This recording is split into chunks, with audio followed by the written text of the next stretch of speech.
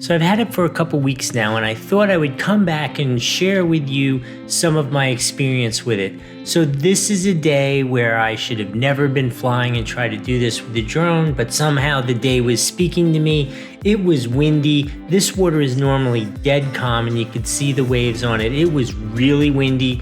That's how impressive this drone has been in those kind of conditions. These shots are pretty stable, I have to say, given that it's only a 2-axis gimbal and it was crazy windy out. The other thing about this day is the sun was so bright. I mean, crazy bright. But I still think, look at this image. I think overall the image quality is really good.